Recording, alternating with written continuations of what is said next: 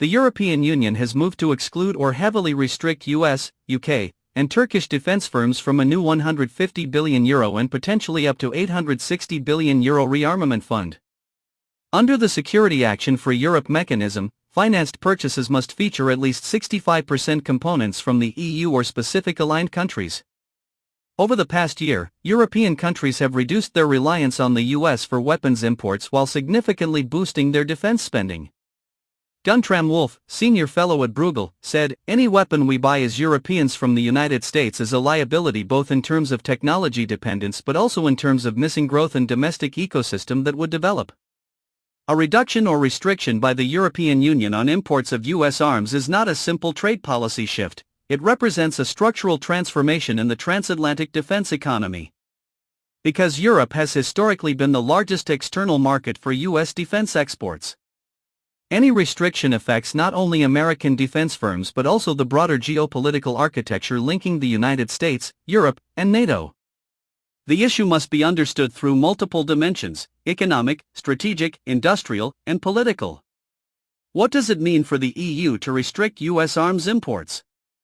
When the European Union restricts imports of US arms, it typically does not impose a blanket ban. Instead, it introduces policies that favor domestic European defense manufacturers, impose regulatory barriers, or reduce procurement dependence on American suppliers. This shift is part of a broader strategy often referred to as strategic autonomy, where Europe seeks to develop independent military-industrial capabilities rather than relying heavily on external partners. Historically, the United States has dominated the European arms market. According to SIPRI data, U.S. arms accounted for 64% of European NATO imports earlier in the decade, though this has declined to about 58% in recent years as diversification increases. This decline reflects a gradual but deliberate move by European countries to reduce reliance on American systems and suppliers. Why is the EU restricting or reducing dependence on U.S. arms imports? The primary reason behind this shift is strategic uncertainty regarding U.S. commitments to European security. European policymakers have become increasingly concerned about the reliability of U.S. support, particularly in light of changing political priorities in Washington. SIPRI notes that uncertainties over the US's commitment to defending its European allies have significantly influenced European procurement strategies. Another important factor is industrial sovereignty. European countries want to strengthen their domestic defense industries, create jobs, and retain technological control. U.S. regulations, such as international traffic in arms regulations, allow Washington to control how weapons containing American components are used or exported. This has been perceived in Europe as a constraint on autonomy. Analysts explain that such rules effectively allow the U.S. to influence even intra-European arms transfers, which encourages the development of ITAR-free systems. A third factor is economic. Europe has dramatically increased defense spending following geopolitical tensions, particularly the Russia-Ukraine conflict. As a result, policymakers want this increased spending to benefit European companies rather than flowing abroad. One policy official captured this sentiment bluntly, stating, "Why are we only sending money across the Atlantic? What are the economic effects of these restrictions on the United States?" The economic impact on the United States is substantial because Europe represents a major revenue source for American defense companies. U.S. arms transfers reached $319 billion globally in 2024, with Europe accounting for a significant share. More specifically, U.S. foreign military sales to Europe rose from $10 billion in 2020 to $43 billion in 2024, demonstrating how critical the European market has become. If EU restrictions reduce this flow, American defense firms such as Lockheed Martin, Raytheon, and Boeing would face declining export revenues. This would have ripple effects across multiple sectors, including manufacturing, research and development, and employment. The defense industry is deeply integrated into the U.S. economy, supporting hundreds of thousands of high-skilled jobs. Reduced exports could therefore lead to slower growth in defense-related employment and innovation.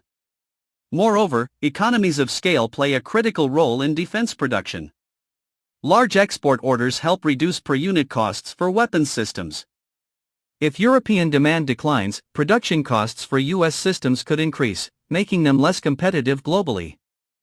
This creates a feedback loop where reduced exports lead to higher costs, which further reduce competitiveness. Which sectors of the U.S. economy would be most affected? The most directly affected sector is the defense manufacturing industry, but the impact extends far beyond it. The U.S. defense sector relies on complex supply chains involving electronics, aerospace engineering, software development, and advanced materials. A decline in exports would reduce demand across these interconnected industries. For example, aerospace is particularly exposed.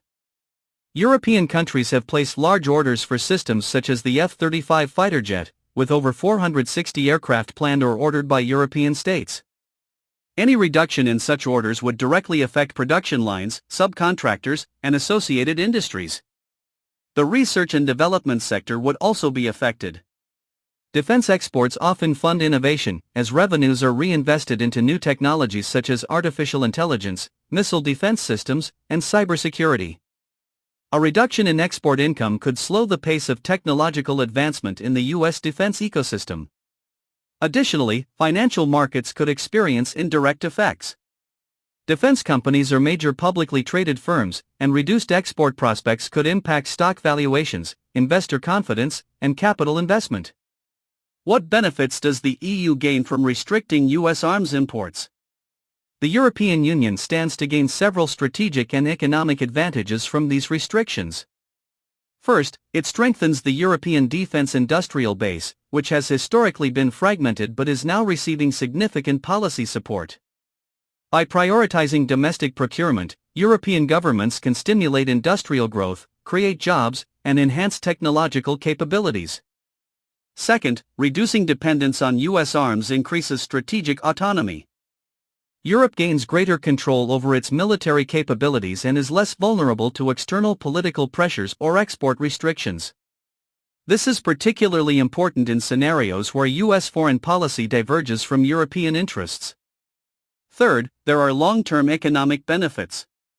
Retaining defense spending within Europe ensures that taxpayer funds circulate within the European economy rather than contributing to external trade deficits. It also fosters the development of globally competitive European defense firms, such as those in France, Germany, and Italy.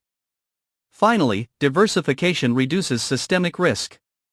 By sourcing weapons from multiple suppliers, Europe avoids over-reliance on a single country, enhancing resilience in times of geopolitical tension.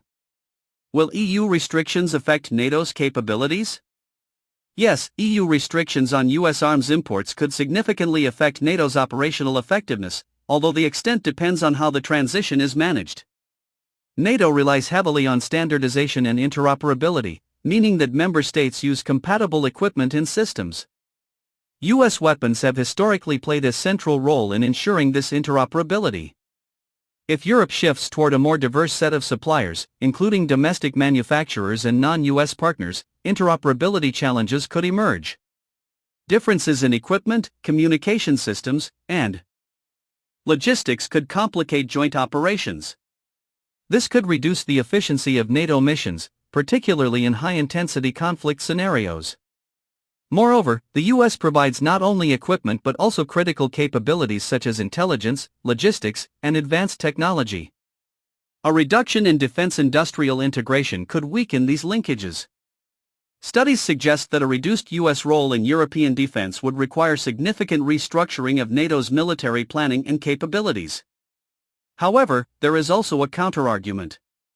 Increased European defense capacity could strengthen NATO in the long term, as it would reduce the burden on the United States and create a more balanced alliance. If managed effectively, this could lead to a more resilient and self-sufficient NATO. Thank you for tuning in, and I encourage you to subscribe to our channel for fresh content on crucial global matters. Additionally, please like the video and share your insights on the topic in the comments section below. Have a wonderful day.